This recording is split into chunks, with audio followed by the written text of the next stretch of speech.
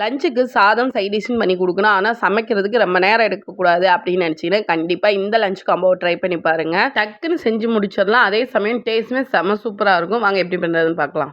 ஒரு பாத்திரத்துல எண்ணெய் ஊத்தி எண்ணெய் நல்லா காஞ்சதும் கடுகு, ஜீரகம், கடலைப்பருப்பு, முந்திரி, வேர்க்கடலை சேர்த்து லைட்டா வறுத்துட்டு அது கூட கருவேப்பிலையும் சேர்த்துக்கோங்க. ஒரு ஜார் எடுத்துக்கோங்க. ஜார்ல ஒரு கைப்பிடி புதினா, இஞ்சி, பூண்டு, பச்சை மிளகா, கொத்தமல்லி தண்ணி ஊத்தி பேஸ்ட் அரைச்சு இது கூட சேர்த்துக்கோங்க. இது கூட உப்பும் சேர்த்து 3 நிமிஷத்துக்கு நல்லா சிம்ல வச்சு வதக்கிக்கோங்க.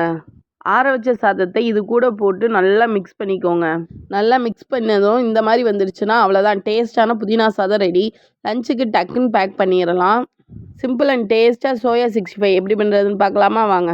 சோயாவை 10 நிமிஷம் சுடு தண்ணியில் போட்டு லைட்டாக ஈரப்பதம் இருக்க மாதிரி புழிஞ்சு எடுத்துக்கோங்க. அப்போ தான் 65 மாதிரி போட்டு எடுக்கும் போது ட்ரை ஆகாமல் சாஃப்டாக இருக்கும். 1 ஸ்பூன் மிளகாய்த்தூள், 1 ஸ்பூன் மல்லித்தூள், 1 ஸ்பூன் கரம் மசாலா, 1 ஸ்பூன் மிளகுத்தூள், 1 ஸ்பூன் கார்ன்ஃப்ளவர் மாவு, 1 ஸ்பூன் அரிசி மாவு, உப்பு, இஞ்சி பூண்டு பேஸ்ட் 1 ஸ்பூன் போட்டுட்டு நல்லா இந்த மாதிரி பிசைஞ்சிக்கோங்க. ஆல்ரெடி அதில் லைட்டாக தண்ணி இருக்கனால தண்ணி எதுவும் தேவையில்லை.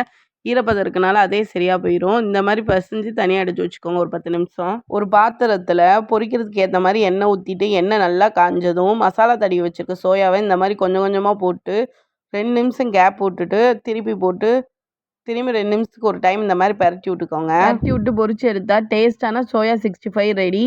இது எவ்வளோ நேரம் ஆனாலும் ட்ரை ஆகாமல் சாஃப்டாகவே இருக்கும். ஒரு டைம் கண்டிப்பாக ட்ரை பண்ணி பாருங்கள். இந்த வீடியோ உங்களுக்கு பிடிச்சிருந்தா லைக் பண்ணிக்கோங்க. இந்த மாதிரி லஞ்ச் காம்போ ஆல்ரெடி 4 ஷேர் பண்ணியிருக்கேன், வேணா செக் பண்ணி பாருங்கள்.